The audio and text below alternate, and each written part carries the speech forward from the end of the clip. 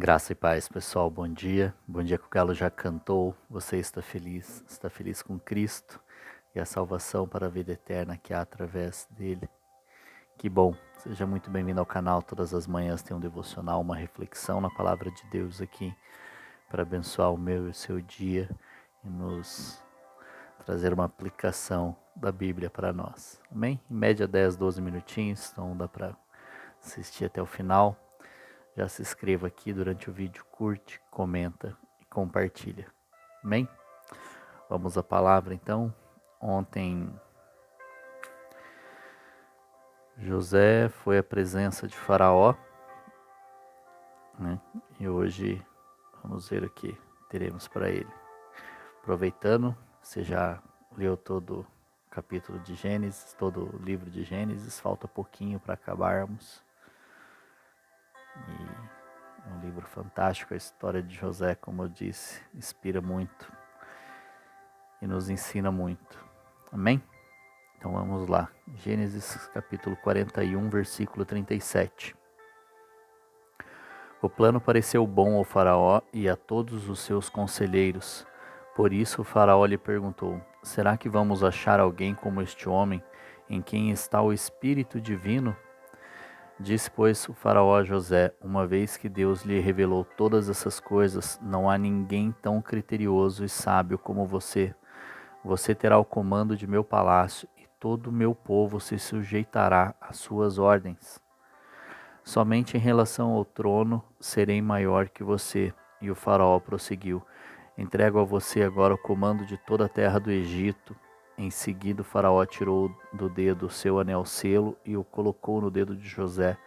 Mandou-o vestir linho fino e colocou uma corrente de ouro em seu pescoço.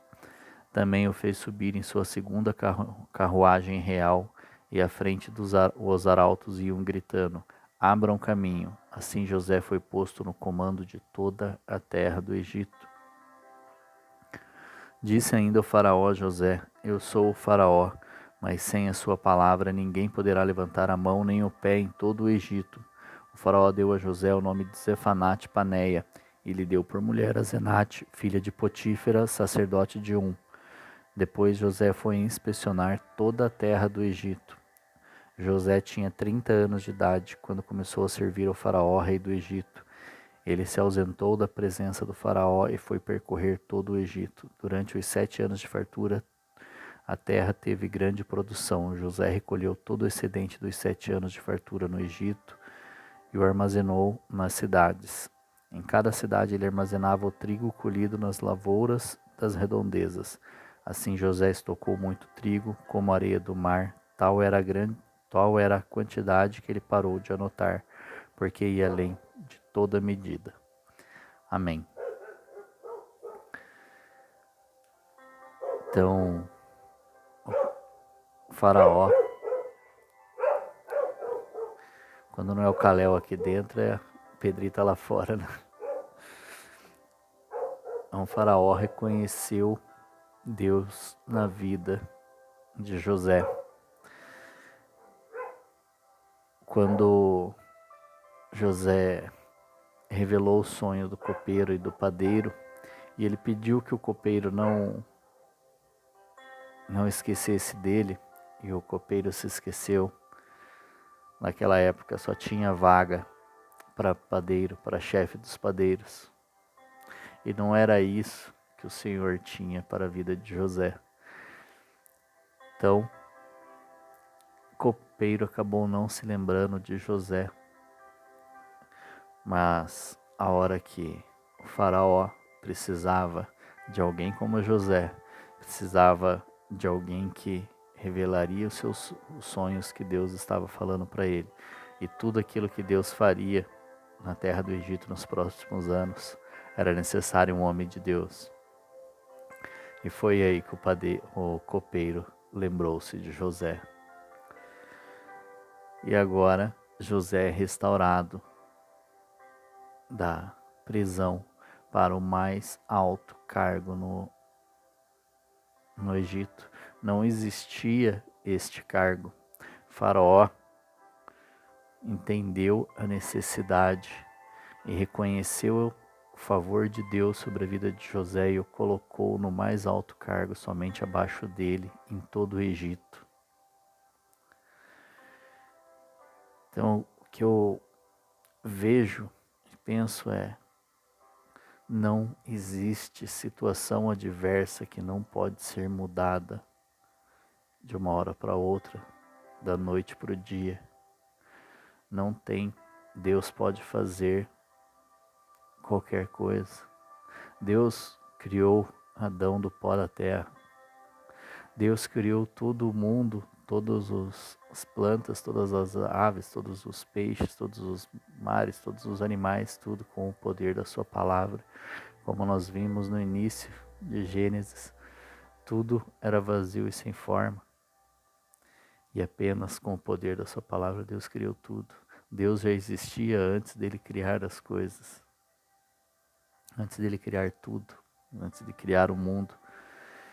Então, muitas vezes nós estamos preocupados, nós não vemos mais saída, nós não entendemos, nós não temos força para mais nada. Mas o que eu tenho que entender e tenho para falar para você é que basta você acreditar e continuar tendo Deus como Senhor da sua vida e fazer tudo quanto é necessário. Ele, como eu já disse, ele foi para a cadeia justamente. Ele poderia ficar emburrado lá, mas não. Ele foi excelente onde ele estava. Ele continuou fazendo aquilo que tinha que ser feito mesmo na cadeia. Transformou aquele lugar num lugar habitável, num lugar organizado, num lugar bom, porque ele, o Senhor era com ele e ele mudava os lugares, não os lugares mudavam ele. Ele foi vendido e como escravo, ele rapidamente se destacou, porque ele continuou fazendo aquilo que tinha que ser feito. Ele não ficava reclamando e não ficou refém das circunstâncias, muito pelo contrário, ele transformou tudo aquilo para onde ele ia, porque a bênção estava sobre ele, não no lugar. Aqui o faraó reconheceu toda a sabedoria e favor de Deus na vida dele.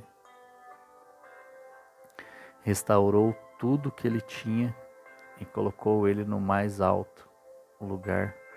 Quando José revelou o sonho que nós lemos ontem, ele já trouxe uma solução para Faraó.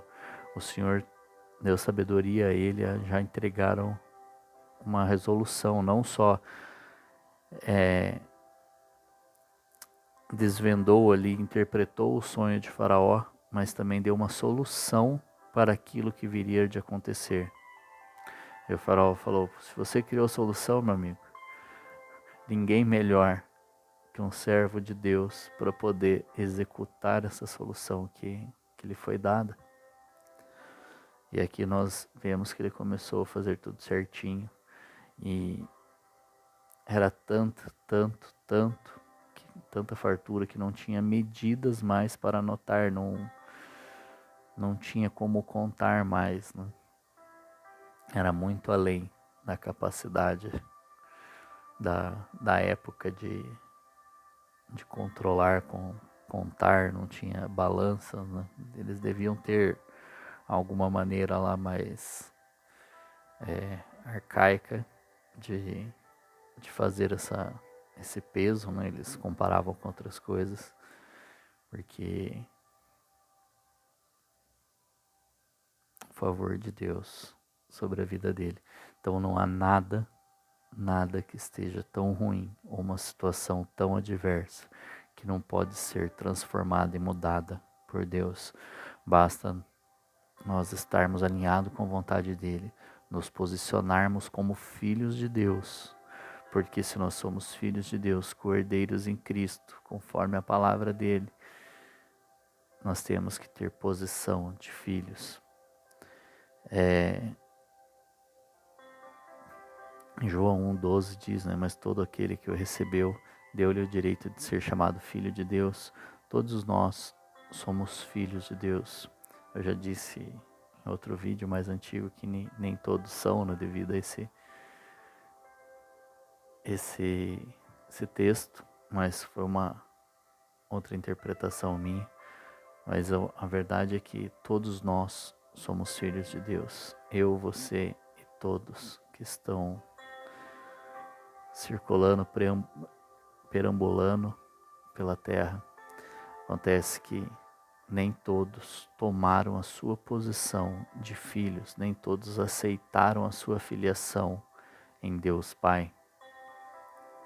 Essa é a diferença. Então nós temos que nos posicionar como os filhos, termos as atitudes de filho, assim como José teve e transformou todos os lugares por onde ele passou, desde a venda de seus irmãos para ele.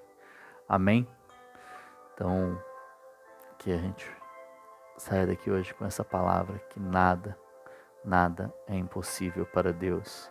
Aonde nós não vemos mais saída, Ele abre uma porta gigantesca se nós mantermos a nossa posição de filhos e crer que Ele é soberano para fazer tudo aquilo conforme a vontade dEle. Amém?